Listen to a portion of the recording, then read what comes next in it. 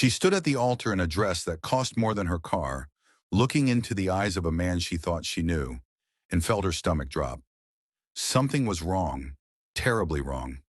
And in less than 24 hours, Sarah Mitchell would discover that the man she married wasn't who he claimed to be, that every word he'd spoken was carefully calculated, that she'd been chosen, targeted, and the wedding she thought was the beginning of her forever was actually the final move in someone else's game. Before we dive deeper, let us know in the comments where you're watching from. We'd love to hear from you. And if you're new here, click on the subscribe button so you never miss any of our upcoming videos. Sarah Mitchell was 32 years old when she met David Harrison at a coffee shop in downtown Chicago. She wasn't the kind of woman who believed in love at first sight. As a civil litigation attorney, she'd spent years learning to trust evidence, not feelings. Her apartment in Lincoln Park was modest but comfortable, filled with law books and framed photos of her younger sister Emma and her parents who still lived in their small hometown of Rockford, Illinois. Her mother called every Sunday morning without fail, and her father still sent her newspaper clippings about cases he thought she'd find interesting. Sarah's life was predictable, structured, and exactly how she liked it. She had her morning routine, a 5-mile run along the lakefront before work, a large black coffee from the same shop where she'd eventually meet David, and exactly 45 minutes to review her case notes before her first meeting. Her colleagues described her as brilliant but guarded, someone who kept her professional and personal lives carefully separated. It was a Tuesday morning in March when David Harrison walked into Monroe Street Coffee and changed everything. Sarah had just spilled her coffee all over her case files, and she was on her knees trying to salvage pages of discovery documents when he knelt down beside her with a stack of napkins. "Rough morning?" he'd asked. And when she looked up, she saw warm brown eyes and a smile that seemed genuinely kind, not the performative sympathy most people offered. He helped her save what they could, insisted on buying her a replacement coffee, and somehow they ended up talking for an hour. He told her he was a software consultant who'd recently moved to Chicago from Seattle for work. He was thoughtful, asking questions about her cases without prying, laughing at her stories about difficult opposing counsel, sharing just enough about himself to seem open without dominating the conversation. When he asked for her number, Sarah surprised herself by saying yes. Their first date was dinner at a small Italian restaurant in Wicker Park. David showed up 15 minutes early with a single white rose, which Sarah found charmingly old-fashioned. Over plates of pasta and glasses of wine, he told her about growing up in Portland, his degree in computer science from a state university, his love of hiking and photography. He showed her pictures on his phone, mountain trails, sunset shots over the Columbia River, a dog he said he'd had in college named Charlie. Everything felt natural, easy. He asked about her family, her career goals, what she wanted out of life, and Sarah found herself opening up in ways she hadn't with anyone in years. She told him about the pressure she felt to make partner, about how her parents still worried about her being alone in the big city, about Emma's upcoming wedding next summer, where she'd be maid of honor. David listened with the kind of attention that made her feel truly seen. As weeks turned into months, their relationship deepened in ways that felt both exciting and comfortable. David integrated seamlessly into her life. He remembered her important court dates and would send encouraging text messages before big hearings. He got along well with her colleagues at firm dinners, charming everyone with his easy conversation and quick wit. When she finally introduced him to her parents over a weekend visit to Rockford, her mother pulled her aside and whispered, "He's a keeper, honey. Don't let this one go." Her father, typically reserved with Sarah's boyfriends, actually invited David to help him work on the old truck in the garage, the highest seal of approval he could give. But there were small things looking back that Sarah had noticed but dismissed. David was always vague about his past relationships, changing the subject whenever she asked about previous girlfriends. His apartment in Lakeview was sparsely furnished, almost impersonal, with no family photos anywhere. When she suggested meeting his friends, he explained that most of them were still in Seattle, and he was still building his social circle in Chicago. His phone was always face down on tables, and he had a habit of stepping into another room to take certain calls. When Sarah's best friend from law school, Jennifer, mentioned that David seemed almost too perfect, Sarah had laughed it off. "You're just cynical because of your divorce. she'd joked. But Jennifer's comment had planted a tiny seed of doubt that Sarah couldn't quite shake. Still, David's actions spoke louder than her friend's skepticism. He was there for her during a particularly brutal trial that had her working 16-hour days for 3 weeks straight. He'd bring her dinner at the office, massage her shoulders while she worked, and never complained about the canceled plans or missed calls. When her grandmother died that summer, David took time off work to drive with her to the funeral in Milwaukee, holding her hand through the service and supporting her when she couldn't stop crying at the reception afterward. This was real, Sarah told herself. This was what love looked like. 6 months into their relationship, David started talking about the future. Not in a pushy way, but in casual comments that painted pictures of shared tomorrows. "When we have kids, I hope they have your determination," he'd say while watching her prepare for a case. Or, "I can't wait to travel with you. There's this village in Italy I've always wanted to visit." Sarah found herself thinking about that future too, imagining a life with this man who seemed to understand and accept every part of her. The proposal came 8 months after they met, on the same lakefront path where Sarah ran every morning. David had arranged for a photographer friend to capture the moment, getting down on one knee as the sun rose over Lake Michigan, pulling out a vintage diamond ring that he said had belonged to his grandmother. "Sarah Mitchell, you're the most incredible woman I've ever met," he'd said, his voice thick with emotion. "I know we haven't been together long, but when you know, you know. Will you marry me?" Sarah had said yes through happy tears, and within hours her phone was flooded with congratulations from friends and family. Her mother cried on the phone, her father's voice was gruff with emotion, and Emma immediately started planning the bachelorette party. Jennifer was one of the first to call, and after offering congratulations, she'd ask quietly, "Are you sure you're ready? It's only been 8 months." Sarah had bristled at the question.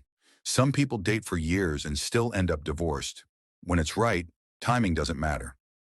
But that night, lying next to David in bed, Sarah had stared at the ceiling, unable to sleep, Jennifer's words echoing in her mind. The wedding planning process moved quickly. David suggested they get married within 3 months, explaining that his work contract in Chicago was ending, and he wanted to be married before his next assignment. "Plus, why wait?" he'd said, pulling her close. "I already know you're the one." Sarah agreed, caught up in his enthusiasm and her own excitement. They decided on a small ceremony at a boutique hotel in downtown Chicago with just close friends and family. As the wedding date approached, Sarah noticed more inconsistencies in David's stories. He'd mentioned growing up in Portland, but once he'd slipped and said Eugene. When she'd asked about it, he'd laughed and said he'd lived in both places. His family had moved around a lot. His parents, he said, had both passed away in a car accident 3 years ago, which was why there would be no family from his side at the wedding. It was tragic and convenient, Sarah thought, then immediately felt guilty for the suspicious thought. If you're still watching, drop a comment with, "I'm still here," so we know who's writing this case out with us. 2 weeks before the wedding, Sarah was at David's apartment when his phone rang on the kitchen counter. He was in the shower, and the caller ID showed Marcus. Without really thinking about it, Sarah picked it up. "David's phone," she answered. There was a long pause on the other end. Then a man's voice, hesitant and confused. "Is this Sarah?" Her blood ran cold. "Yes. Who is this?" Another pause. "This is Marcus Chen. I'm David's friend from Seattle. I'm sorry, I think I have the wrong number." But before he could hang up, Sarah said quickly, "No, wait. You have the right number. You're calling for David Harrison, right?" "David Harrison?" The confusion in his voice was genuine. "I'm calling for David Chen. We work together in Seattle. Your voice, you sound like someone I used to know, but this number, I'm sorry, I must have the wrong person." The call ended and Sarah stood in the kitchen, her hands trembling. David Chen? She looked at David's phone, at the contact labeled Marcus, and her mind raced with possibilities. When David came out of the bathroom, towel around his waist, he smiled at her until he saw his phone in her hand and her face. "What's wrong?" he asked, and something in his voice had changed, become careful. Sarah tried to keep her voice steady. "Someone called you, Marcus. He said he was calling for David Chen." She watched his face carefully, saw the micro expression that flashed across it, before he smiled and shook his head. Marcus is confused. He's an old co-worker who knew me by a nickname. Long story, not interesting. But it was interesting.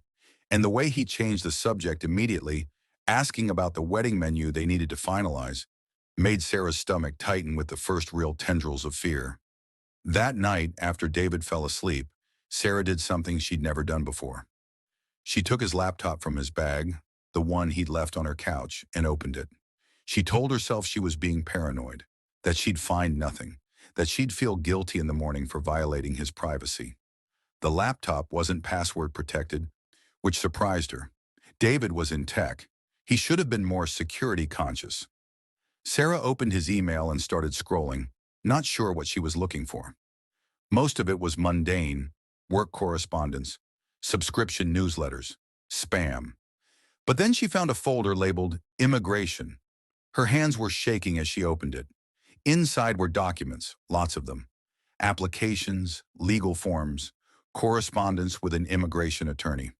And as Sarah read through them, her entire world tilted on its axis. David Harrison was not his real name. He was David Chen, originally from mainland China, and his visa status in the United States was complicated, involving a prior rejection and appeals. The emails with the immigration attorney were detailed, clinical, discussing strategies for obtaining a green card. And there, in an email dated 2 weeks before they'd met at the coffee shop, was a message that made Sarah's blood run cold.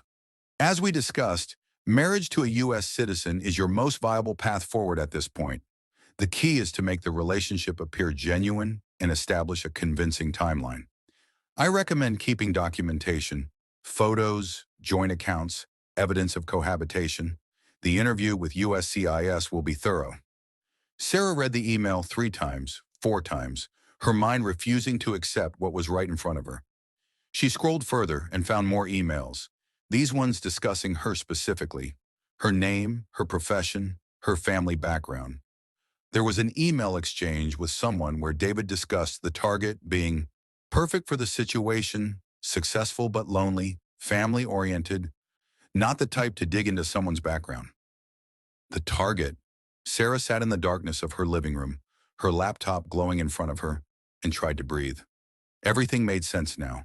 The quick courtship, the rushing timeline for the wedding, the way he'd integrated into her life so perfectly, learning exactly what she needed to hear, the sparse apartment, the lack of friends and family, the inconsistencies in his stories. It had all been calculated. She was a means to an end, a path to citizenship, nothing more. Sarah closed the laptop and sat in the dark for what felt like hours. The wedding was in 10 days. The invitations had been sent. The venue was booked. Her dress was hanging in her closet. Her parents had already driven up from Rockford. Emma was flying in tomorrow. Everyone she loved was excited, happy for her, believing she'd found her person, and it was all a lie. The temptation to wake David up right now, to scream at him and throw him out, was overwhelming. But Sarah's legal training kicked in. Evidence. She needed evidence. Screenshots, copies, documentation that couldn't be deleted or denied. Moving carefully, Sarah transferred files to a USB drive, took photos of the laptop screen with her phone, documented everything she could find. There were more emails, more evidence of the deception, messages with someone discussing the best way to play the long game with her, advice on how to respond to her questions about his past, even notes about her vulnerabilities and what made her feel loved. It was methodical, calculated, and absolutely devastating. By the time the sun rose, Sarah had compiled a comprehensive file of David's deception. She'd also made a decision. She wouldn't confront him yet. She couldn't risk him disappearing or destroying evidence. Instead, she'd play along, act normal, and figure out exactly how deep this went and whether others were involved. It was the hardest performance of her life. When David woke up, she made coffee like normal, kissed him like normal, discussed last-minute wedding details like normal. Inside, she felt like she was made of glass, one wrong move away from shattering completely. Over the next week, Sarah conducted her own investigation. She contacted the immigration attorney whose name appeared in the emails, posing as someone considering hiring him for her own case. He was careful on the phone, but confirmed that he specialized in complex marriage-based adjustment of status cases. She hired a private investigator, something she never thought she'd do outside of her cases, to dig into David Chen's background. What came back was shocking. David had done this before. Not the marriage part, but the deception.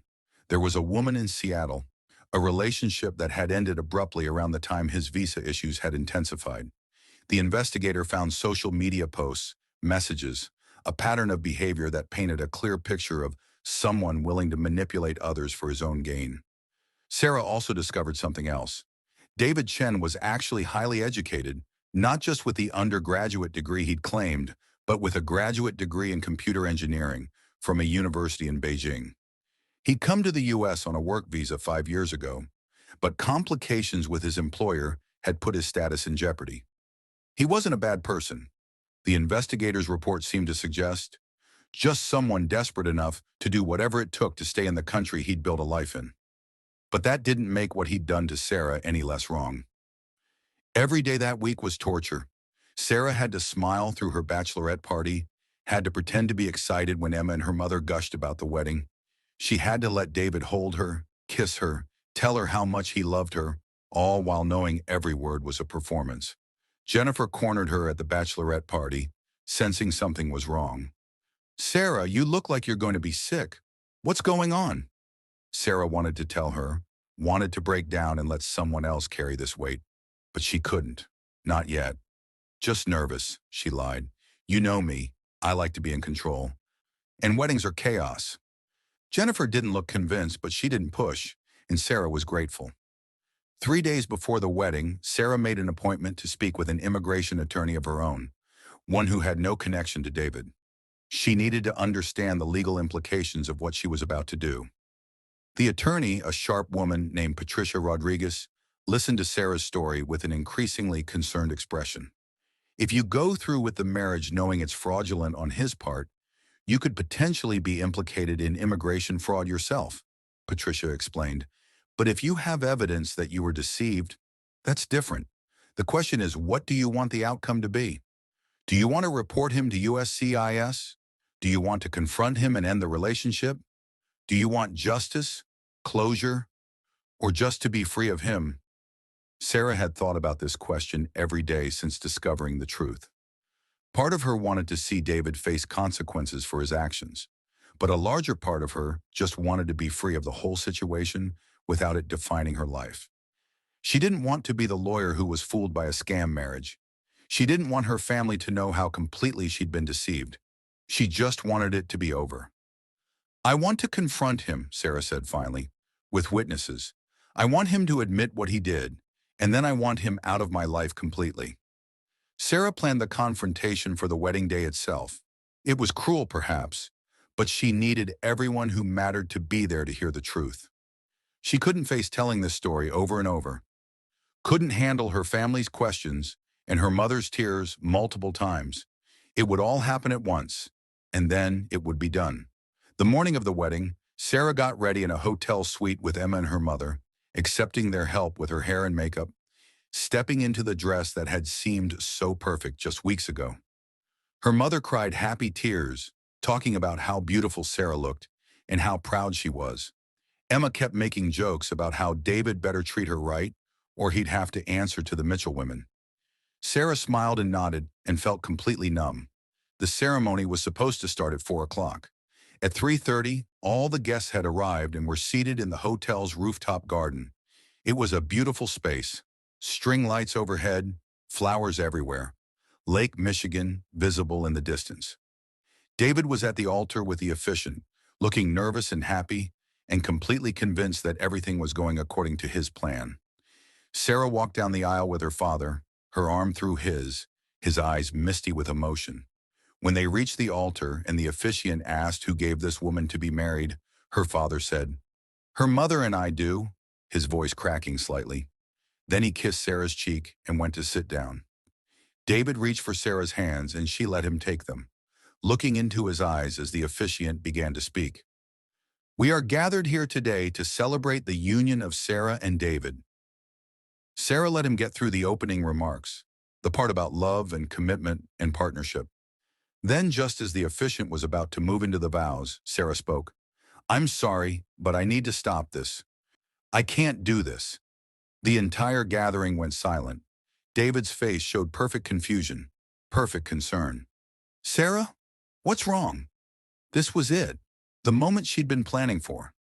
Sarah pulled her hands away from his and reached into the bouquet her sister was holding for her.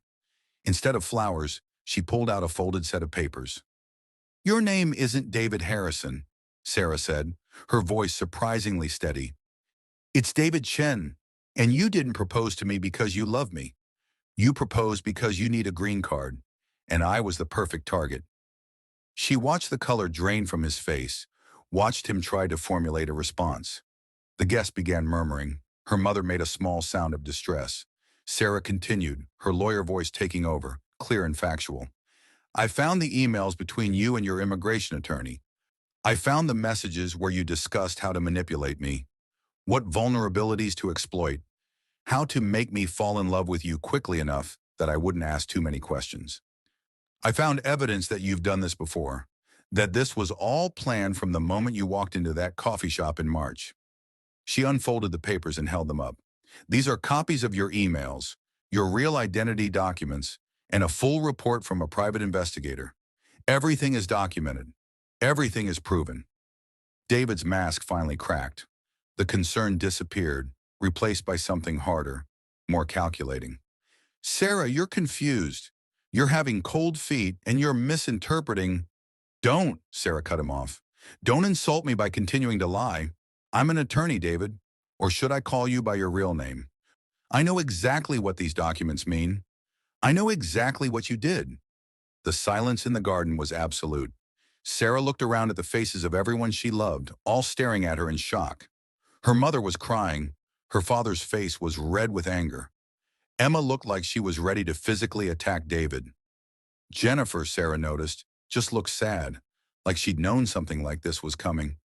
Sarah turned back to David, who seemed to be weighing his options, calculating whether continued denial or confession was his best strategy. Finally, he seemed to deflate, the performance ending at last. How long have you known? He asked quietly. Long enough to gather evidence that will ensure you never try this with anyone else, Sarah replied. Long enough to contact immigration authorities and provide them with documentation of fraud. Long enough to make sure that your path to citizenship definitely doesn't include me. David's face hardened. You have no idea what it's like, he said, and for the first time his voice held real emotion. To build a life somewhere and have it threatened because of paperwork and bureaucracy. I've been in this country for 5 years. I have a career here, a life here. I was desperate. You were cruel, Sarah corrected him. Desperation doesn't justify what you did. You made me believe I was loved. You met my family, my friends. You let everyone believe in something that was never real. That's not desperation, David. That's sociopathy. The wedding that wasn't ended with hotel security escorting David from the premises, while Sarah stood surrounded by her family and friends. Her mother kept asking if she was okay. Her father looked like he wanted to chase after David and do something he'd regret. Emma held her hand so tightly it hurt. The guests dispersed quickly, the energy ranging from shocked silence to angry muttering. Jennifer stayed behind after everyone else had left, finding Sarah sitting alone in the hotel suite, still in her wedding dress, staring at nothing. Do you want to talk about it? Jennifer asked quietly. Sarah shook her head. Not yet. Maybe not ever. I just want to forget this whole thing happened. But she couldn't forget, and she knew it. Over the following weeks, Sarah threw herself into work, taking on the most challenging cases, staying at the office until midnight most nights. She changed her phone number, her locks, blocked David on every platform. The immigration authorities investigated his case, though Sarah never learned the final outcome. She'd provided her evidence and then asked to be left out of it, wanting no further involvement. Her family tried to help in their own ways. Her mother called every day, her father sent care packages, Emma came to visit every weekend for a month. They never said, I told you so, or questioned her judgment. They just loved her and gave her space to heal. The hardest part wasn't the betrayal itself, Sarah realized. It was learning to trust her own judgment again. She'd been so sure about David. She prided herself on reading people, on seeing through deception, and she'd been completely, utterly wrong. It made her question everything about herself. 6 months later, Sarah was still in therapy, working through the trauma of the fake relationship and what it had exposed about her own fears and vulnerabilities. Her therapist helped her understand that David had been skilled at manipulation, that it wasn't a failure on Sarah's part to be fooled by someone who'd spent months studying her and crafting a perfect persona to match what she needed. Slowly, gradually, Sarah began to rebuild. Not her life, because her life had never actually fallen apart in the tangible ways that mattered. She still had her career, her family, her friends, but she rebuilt her sense of self, her ability to trust, her hope for the future. She went on a few dates, casual things that went nowhere, and that was okay. She wasn't ready for anything serious, might not be for a long time. One afternoon, almost a year after the wedding that wasn't, Sarah was at Monroe Street Coffee, the place where she'd met David. She'd avoided it for months but had finally decided she couldn't let him take this space from her too. As she waited for her coffee, a man approached her, and Sarah's entire body tensed, ready to shut down any interaction. "Excuse me," he said. "I think you dropped this." He held out her phone, which had indeed slipped from her bag. Sarah took it, thanked him, and turned back to the counter. The man lingered for a moment, maybe hoping for conversation, then seemed to sense her disinterest and moved away. Sarah smiled to herself. A year ago, she might have chatted with him, might have been open to the possibility of connection. Now she was more careful, more guarded. Was that growth or damage? She didn't know yet. Maybe it was both. What Sarah did know was this: she was stronger than she'd been before. She'd survived betrayal, public humiliation, and the shattering of her trust. She'd faced her worst fear, being fooled, being used, and she'd come out the other side. She wasn't the same person who'd said yes to a proposal on a lakefront path, but she was learning to be okay with that. Sometimes the most important relationship you rebuild is the one with yourself. Sarah Mitchell's story is one that thousands of people experience but rarely talk about. Immigration fraud through marriage is more common than most realize, and the emotional devastation it causes lasts long after the legal issues are resolved. What would you have done in Sarah's place? Would you have confronted David privately or publicly like she did? Could you have kept up the act for days knowing the truth, gathering evidence while pretending everything was fine? And how long do you think it takes to trust again after a betrayal that complete? Leave your thoughts in the comments below. And if you thought this story was intense, wait until you hear about what happened when a woman discovered her husband's secret family, a wife and 3 children he'd been hiding for 7 years. Subscribe so you never miss our next story. These are real situations, real pain, and real resilience. And sometimes the strongest thing you can do is walk away from a perfect lie and choose a complicated truth.